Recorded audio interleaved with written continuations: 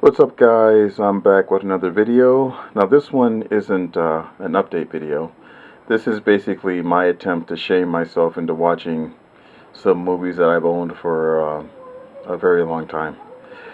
Sometimes when I buy movies, I'll watch them like right away, sometimes the same day, and other times I'll just set them aside to watch later. And this list of movies here are films I just never got around to watching after I picked them up.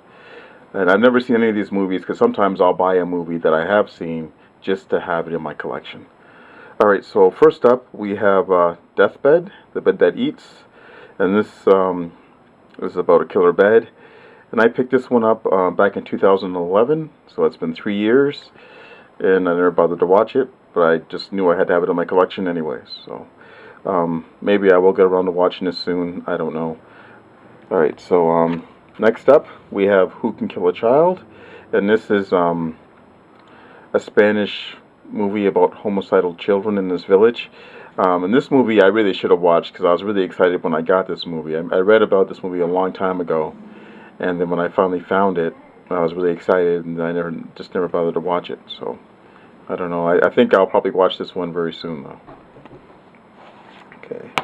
Next up, we have Ladies and Gentlemen, The Fabulous Stains, and this is about an all-girl group. Now, this movie stars like a really young Diane Lane and Laura Dern. I think they're like barely teenagers in this, and it's supposed to have like cool music and stuff. I just never gotten around to see it. I think it might be similar to the Runaways movie. I bought this one in 2009. Okay, next up, we have Immortal. And this is, I just picked this up because I like steelbooks, but I just never got around to watching this movie. I bought this one in 2008. I'm not sure when I'm going to get around to watching this movie. Alright.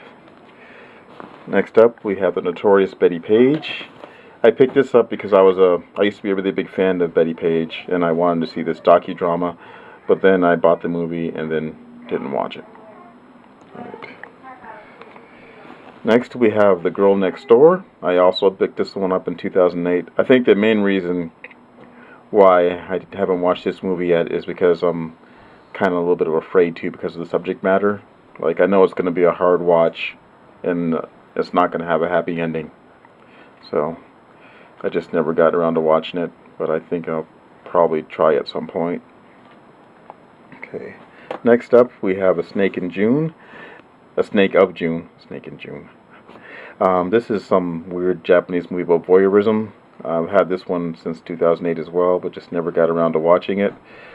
Maybe I'll do it late at night one time and see how that goes. Alright. Next up, we have Dark Ride, and this is an After Dark Horror Fest movie. I bought this one in 2007, and just never watched it, which is strange because I watched every other After Dark Horror Fest film that I've ever bought except for this one. But I may try to pop this one in for Halloween. Okay, let's go on to the next one. Okay, next up we have Alucara. This is actually the first Mondo Macabro release I picked up. I bought this one in 2004, and it just sat. And I really should have watched it because I read the back, and it, even here this little tagline: more blood, loud screaming, and nudity than any other horror film I can think of. And that's a great quote, and even with that quote, still haven't watched the movie. But maybe I'll watch this one soon now.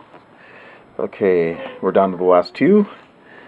Alright, now this pickup I bought back in 2001, and this is Exorcism, and this is a Jess Franco movie.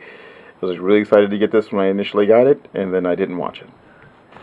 And then last up, now this release I picked up in 2000.